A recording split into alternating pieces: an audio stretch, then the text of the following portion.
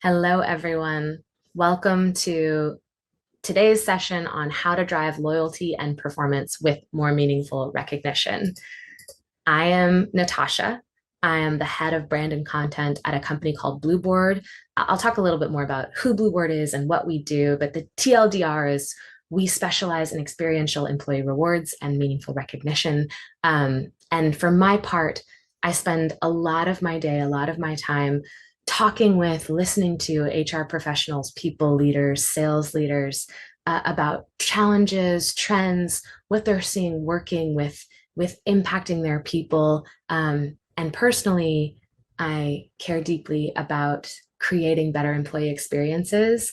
And so I'm super excited to talk to y'all today about what we have learned as a company at Blueboard, and hopefully give you some really actionable tools that you can take to your organization today. So at a very high level, what we will talk about, like I said, I'll talk a little bit about who Blueboard is and what we do. We will then talk about, we'll level set around the state of work right now. And then we'll talk about why recognition is such a powerful tool for HR professionals done right. And then we'll talk about what that looks like. So how do you build a program that's right for your company, your culture, your people? And then we'll end with why experiential rewards can help you have even greater impact with your current recognition programs. Okay, who is Blueboard? What do we do? Blueboard is a different kind of employee rewards and recognition platform. We don't do points, we don't do gift cards, we don't do catalogs of stuff. We help companies reward their people in experiences. Because we believe that that has an outsized impact on both the employee experience, the individual, and your business outcomes. And we have seen that be proven over and over again in this work in this near decade that we have existed. So I'm excited to share a lot of what we've learned with y'all. But before we get into it, we gotta talk about where we're at as a workforce right now. Y'all, this is not going to be a surprise to many of you as HR professionals. You're front and center, you're on the front lines. What I'm about to talk about, y'all have probably been feeling and seeing, and you understand this firsthand. But it's important to talk about it so that we can talk about where to go from here. So the first thing that is happening right now is we have a widespread disengagement problem. This data on the screen is from Gallup's most recent State of the Global Workplace report. And as you can see, 6 in 10 people are actively disengaged, 60% of our employees. Over half are actively looking for another job. And these two things are costly. This is costing the global economy, Gallup estimates, like $8.8 trillion.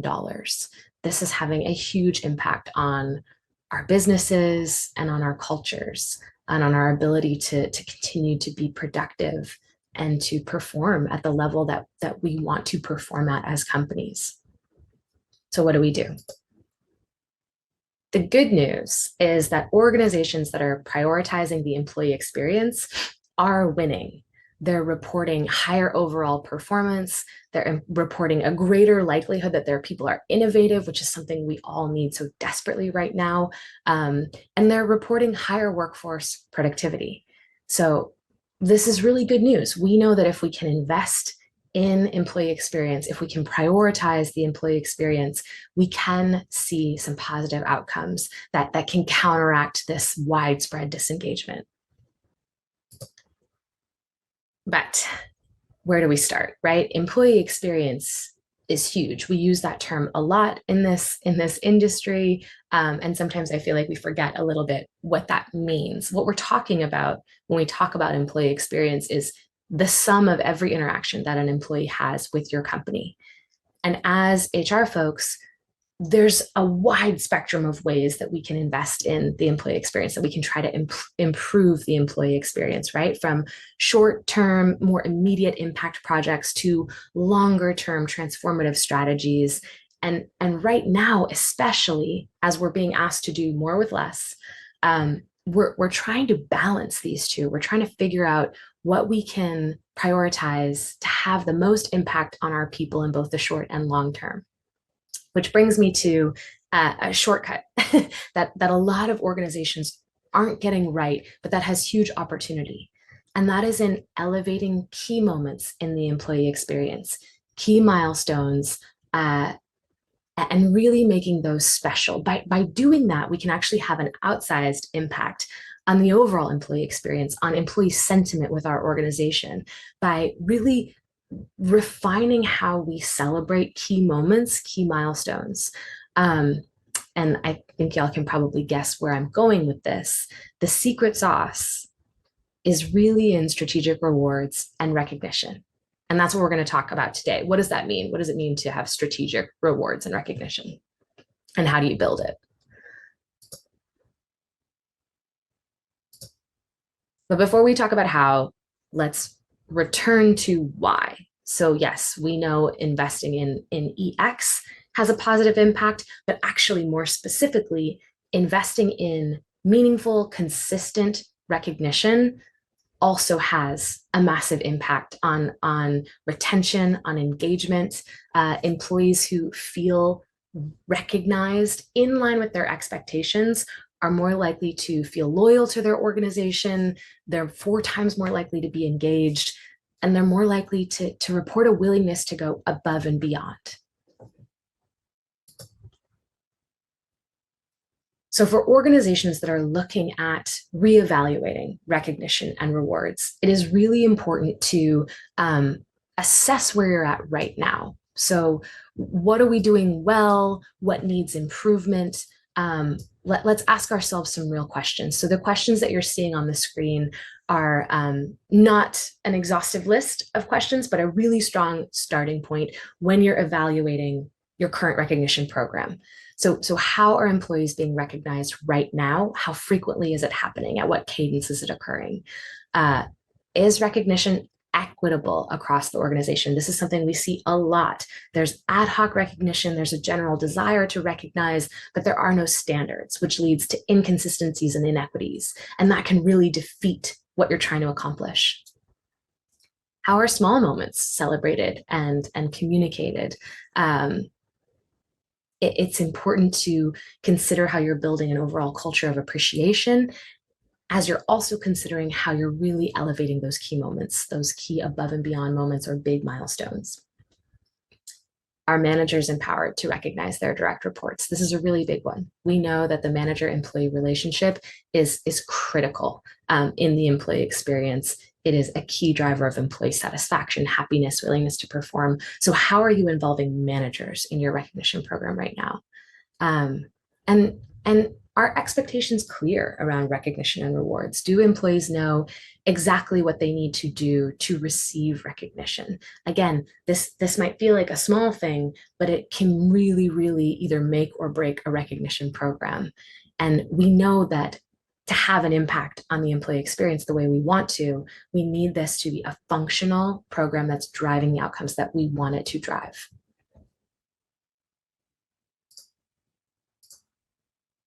So let's talk about how you actually build your ideal recognition program. Surprise, surprise, we're going to start with goals. At Blueboard, this is where we start with all of our clients, with every prospect, trying to zero in on what we're actually trying to achieve as a business, beyond just very broadly impacting employee experience. What are the particulars? What are the things that our organization really needs? So on the screen are 6 goals. This again is not exhaustive. These are 6 common goals that we see, that we hear, but this can range, this can vary, and I would encourage everyone to get as specific as possible. Promote high performance. Are we trying to reinforce culture driving behaviors, maybe values aligned behaviors? Are we really trying to become an employer of choice? This is more about employer brand, how we're viewed in the market.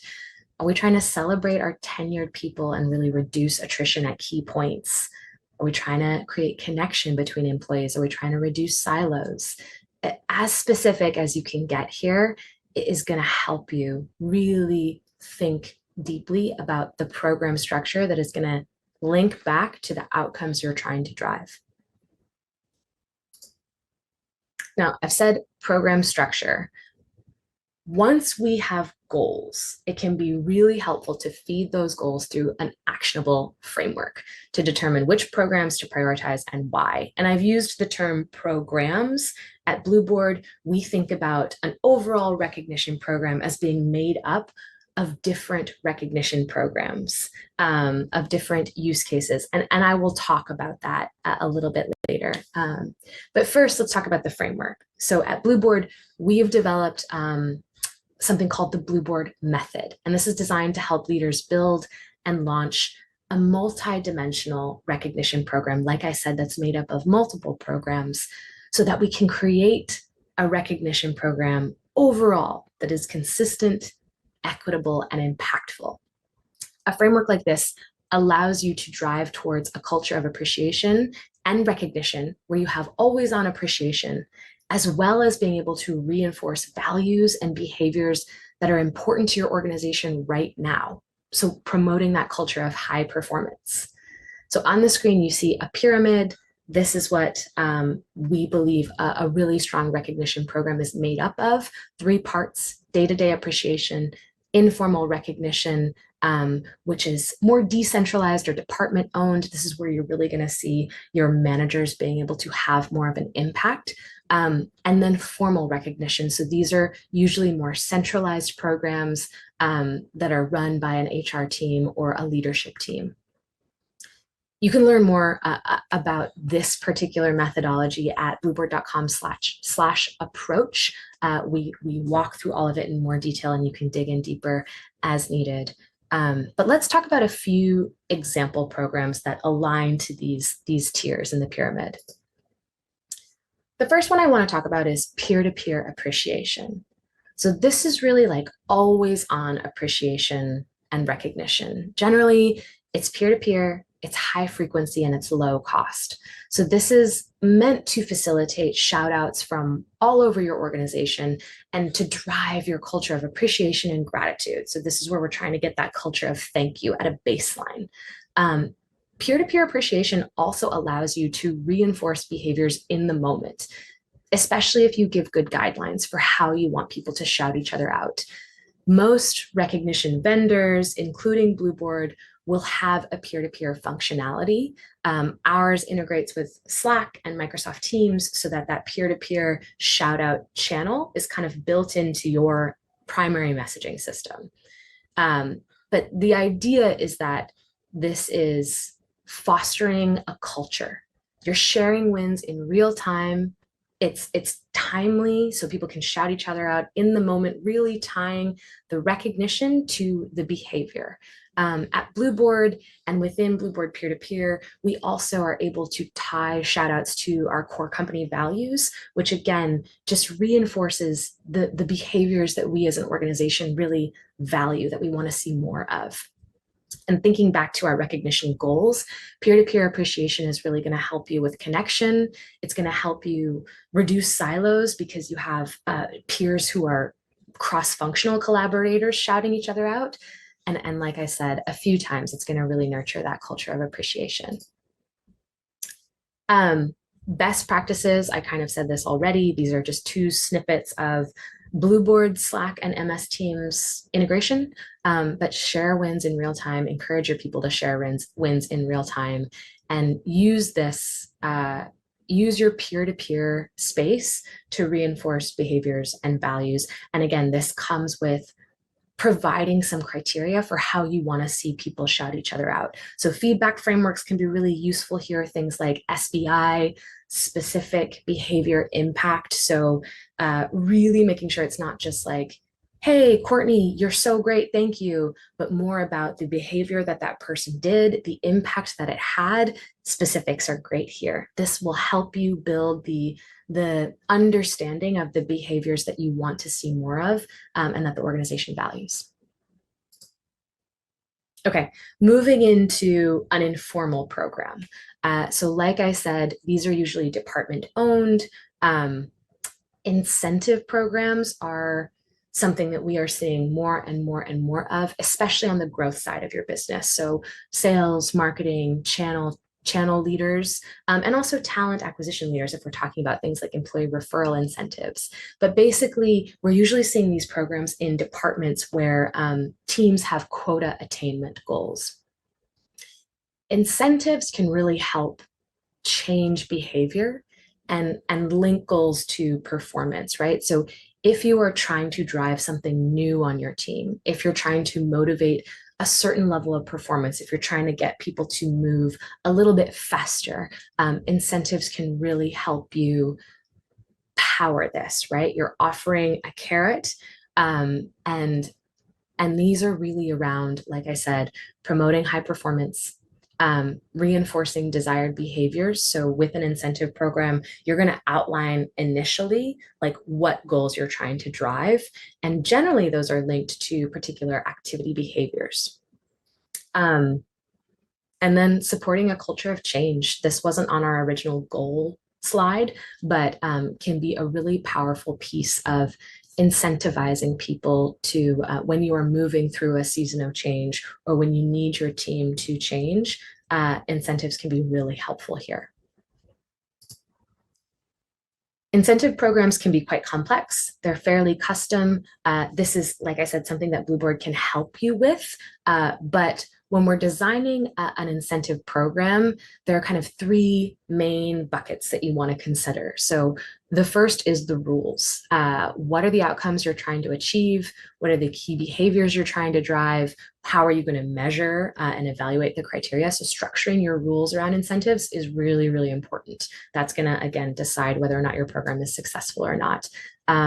Similarly, socialization is the next critical step here. So how are you going to keep this program top of mind? Because if it is not top of mind and if people don't know how to participate, you're going to see really low participation, and everything kind of hinges on whether or not people are participating in this. So can you have a formal program launch? How are you going to communicate consistently? How are you going to celebrate the winners? And then finally, of course, choosing the ideal incentive type. So when you are motivating, when you're talking about trying to get people to do something hard, and by hard I mean something that maybe they're not used to doing, something that requires different mental paradigm, something that requires them to think differently, the motivation needs to be high. So the incentive here, the carrot, is really, really important when you're deciding like what's going to be meaningful, what's going to be fresh, what's going to really feel personalized. And we'll talk about that more when we get into experiences. And this is part of why experiential rewards are so powerful. Okay, a formal program that I do want to talk through, anniversary programs. This is one that most companies will have or consider having. When we talk about key milestones in the employee journey, an employee anniversary is such a great opportunity for celebration, for acknowledgement, and for a real gesture of gratitude for the contributions that your people are making, and also the sacrifice that they're making to continue to stay with your company, right? There is data that shows that job switchers get paid more. So there's an actual financial sacrifice that employees are making to stay with their organization. So when we think about anniversaries, it's really important not to think about this just as a check the box program, but as a real program where we're trying to drive retention and lower attrition with some very strategic rewards and milestones that we want to celebrate. So the benefits, obviously, of an anniversary program, you're emphasizing loyalty and commitment as important to your organization. You're keeping that institutional knowledge as long as you can. It's also consistent, right? And this is available to everyone. So when we talk about having an equitable structure in place, this is a really great program, and it elevates these milestones, like I said.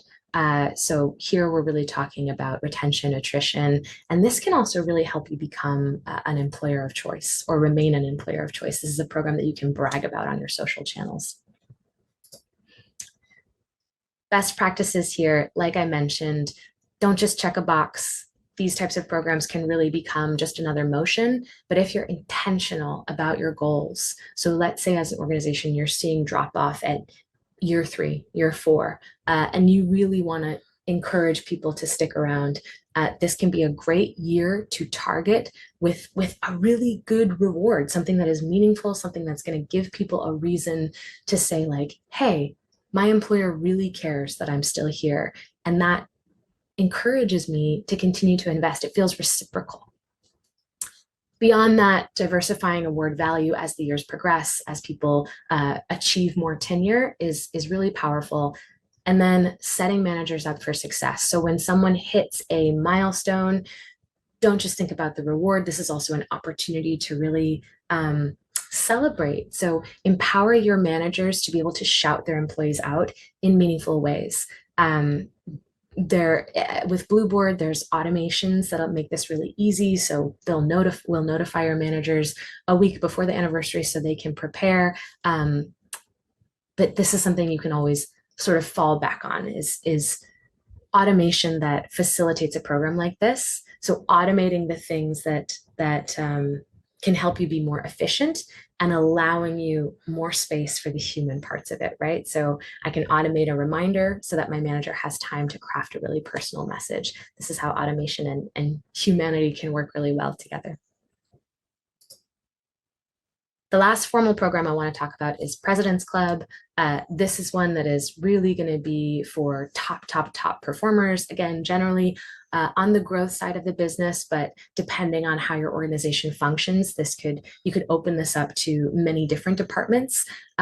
This is one I wanted to mention because with widespread disengagement, with more regrettable voluntary turnover, it is really, really important to retain your top talent. And President's Club is a program that is really powerful when it comes to retaining and rewarding top performers. So again, we're really looking at these are high value rewards. This is a big celebration. This is a big win. Usually goes out to not that many people, and often associated with revenue. But here we're really talking about motivating high performance, driving results. We're talking about making top performers feel valued, boosting that retention. And we're also still talking about providing a line of sight into company goals. So a President's Club reward is going to be very, very linked to the stuff that your organization cares most about. Something that we often hear when we talk about President's Club is this kind of tension between should we go on a group trip or should we have a more personalized club? At Blueboard, we offer a personalized President's Club, but when you're evaluating the type of President's Club that's going to make sense for your organization, these are a few things to consider, what you're seeing on the screen. So team makeup and demographics, group trips are inevitably one size fits all, and that can be great. It can be a moment of real connection, but is this going to align with your team's unique needs and preferences? Is it going to feel like a reward to everybody? If that's your goal, it can be worthwhile to ask that question. A group trip also relies heavily on your ability to forecast. Again, I'm really talking to kind of revenue leaders here, but a group President's Club can be very, very expensive. And so if you're unsure about your ability to hit your forecasted goals, it may not make sense to commit to a group trip, which you have to commit to like a year in advance. And then what are your overall goals for club? If your goal is to recognize and reward top performers, or if it's to encourage team bonding and connection to leadership, you're going to want to choose your club accordingly. We dig into this more in the blog post that's linked on the bottom of the screen if you want to go to the resources here. Okay. I know I have talked through several program types, but I just wanted to show y'all a different version of what we talked about initially. So really then laying out the 4 programs in accordance to goals. So this is a good exercise once you have mapped your goals, considered your different program options, just to go back and lay them out in this way. So you can say like, hey, yes, okay, we are actually hitting all the goals that we want to hit with these different program types. Okay, the last thing I want to talk about is experiential rewards over other types of rewards and why we do what we do at Blueboard. So the biggest reason is experiential rewards are going to promote employee thriving. So this is Maslow's hierarchy of needs. It's used to study how humans intrinsically partake in behavioral motivation. And the traditional employer-employee relationship has been transactional. So it's really focused on the bottom two rungs. That's with pay, core benefits. But with a more meaningful recognition program, employers are able to also support higher rungs in the pyramid, things like belonging and esteem. And this can have a major impact on employee engagement and retention. Again, when your people are getting more of what they need from your company, they're more inclined to stay, to be engaged, because it feels symbiotic, it feels reciprocal. With experiential rewards, we can go even higher in the rung. Experiences are proven, this is research that we did earlier this year with a third party, proven to have 3.8 times more impact on the employee experience than any other type of reward. And that's because experiences support employee self-actualization. So that's advancement, that's growth. And we're talking about inside and outside of the workplace. So when we think about elevating key milestone moments to inspire high performance, experiences will do more for you than any other type of reward. And like I said, that's because experiences grow us as people. So where employee experience is the sum of all of our interactions with an employer, our life is the sum of our total experiences. Experiences are identity shaping. So we take our experiences that we have that really mean something to us, and they become a part of who we are. They're also people focused. They help us create connections. They have story value, and they evoke fewer comparisons than when we reward people with cash or with a bonus. All of this contributes to experiences as being more meaningful to your people. Experiences also do some great stuff for us as the company, as the employer. So where cash and gift cards are often quiet, I'm less inclined to share about an Amazon gift card or a cash bonus that just goes into my bank account. Experiences are ripe for sharing. So when I am rewarded with an experience, let's say I get to take my parents to a Michelin star dinner. That is something that I'm going to talk about. I'm probably going to post about on social media. I'm going to share with my peers. And now there's an extra layer of connection, right? I am sharing something that is unique to me, that I chose, that I was able to share with my loved ones. And more of my teammates are able to see that nuance about who I am and learn a little bit more about who I am, which creates a little bit more connection. And then that experiential reward is also helping me connect to my community. I'm getting to spend time with my parents. I'm getting to go eat great food in a place that I wouldn't have gone otherwise. And all of that is contributing to my sense of self-actualization, my thriving. And all of that is associated with my company, right? My employer paid for that. My employer sponsored that, created that opportunity for me to get out into the world and into my life. And that's something I'm going to remember. Like I said, experiences are easy to socialize. These are just some areas that we see our clients really taking advantage of the way employees talk about their experiences to further boost program awareness. And this is key. Like I said at the beginning of this talk, your recognition program success is heavily dependent on how much people know about it, how aware people are of it, and how much people participate in it. And experiential rewards support this kind of awareness in ways that other rewards can't. So create ways for your people to talk about their recognition, their rewards. That could be in your internal chat system. If people are posting about it in social media, grab those posts, repost them, post about the wins and rewards and milestones yourself from your company account. Make noise about this internally. If you have an internal newsletter, if you have an internal bulletin board, celebrate these people. Acknowledgement is also a key piece of the recognition puzzle. So use all the tools at your disposal to keep your program top of mind, and experiences will innately help you do this. They are innately social.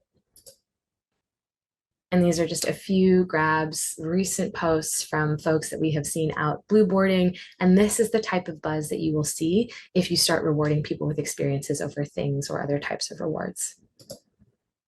Okay, final takeaways. Thank you so much, y'all, for sitting through this with me. I hope it was helpful.